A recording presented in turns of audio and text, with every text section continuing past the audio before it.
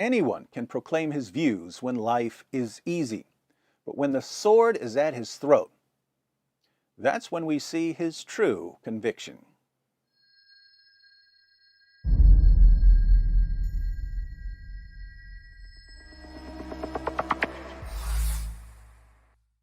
Paul and Muhammad were both persecuted.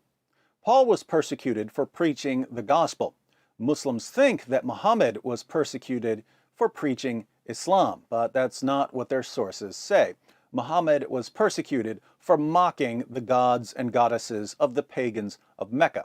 We read in the History of At-Tabari, Volume 6, page 93, "The messenger of God proclaimed God's message openly and declared Islam publicly to his fellow tribesmen. When he did so, they did not withdraw from him or reject him in any way, as far as I have heard, until he spoke of their gods and denounced them. When he did this, they took exception to it and united in opposition and hostility to him, except for those of them whom God had protected from error by means of Islam." A few pages later, Muhammad's tribesmen describe Muhammad's general approach towards reaching polytheists with the message of Islam. "We have never seen the like of what we have endured from this man. He has derided our traditional values, abused our forefathers, reviled our religion, caused division among us, and insulted our gods. We have endured a great deal from him." Now that's strange. Muslims in the West tell me that it's wrong and immoral to criticize another person's religious beliefs, and yet their favorite prophet viciously mocked other people's religious beliefs. So the polytheists of Mecca responded by persecuting Muhammad. Muslims tend to exaggerate the level of persecution Muhammad faced, however. The pagans threw pebbles at him, they spit on him, they eventually decided to kill him, but this persecution only lasted a few years until Muhammad moved to Medina. That's when the persecuted Muhammad became Muhammad the persecutor.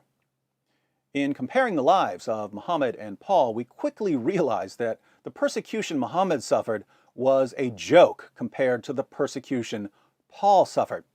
Paul gives us a partial overview of his trials in 2 Corinthians 11. "I have worked much harder, been in prison more frequently, been flogged more severely, and been exposed to death again and again.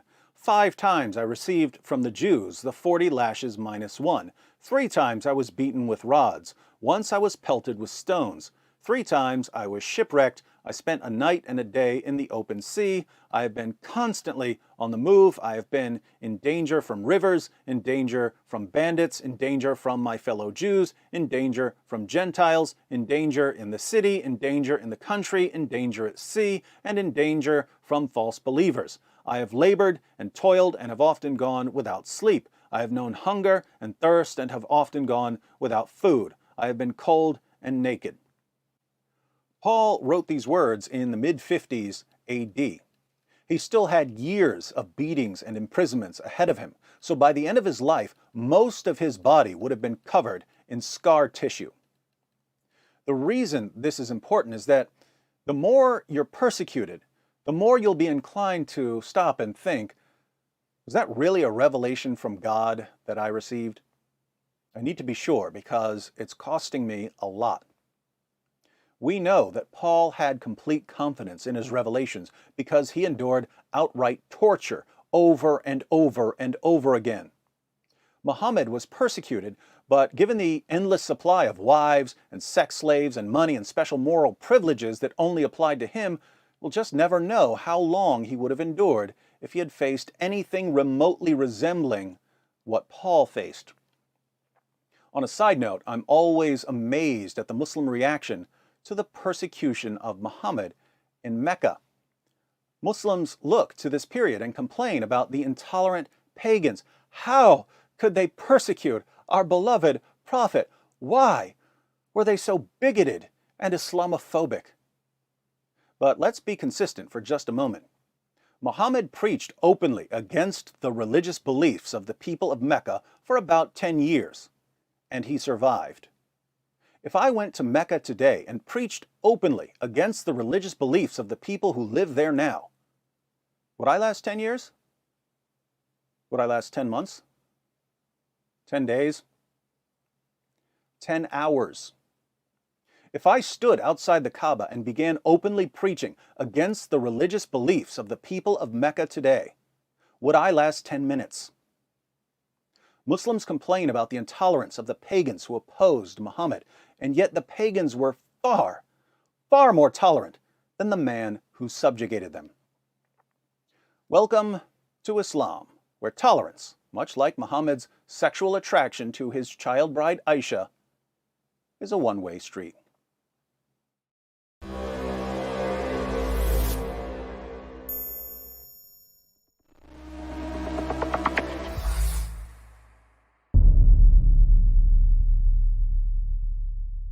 Hi everyone, thanks for watching. In case you stumbled upon this video while browsing or searching, I wanted to let you know that it's part of a series comparing Paul and Muhammad.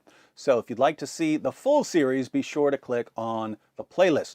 If you're already in the playlist, you're about to see that Muhammad was spiritually disturbed. Paul wasn't.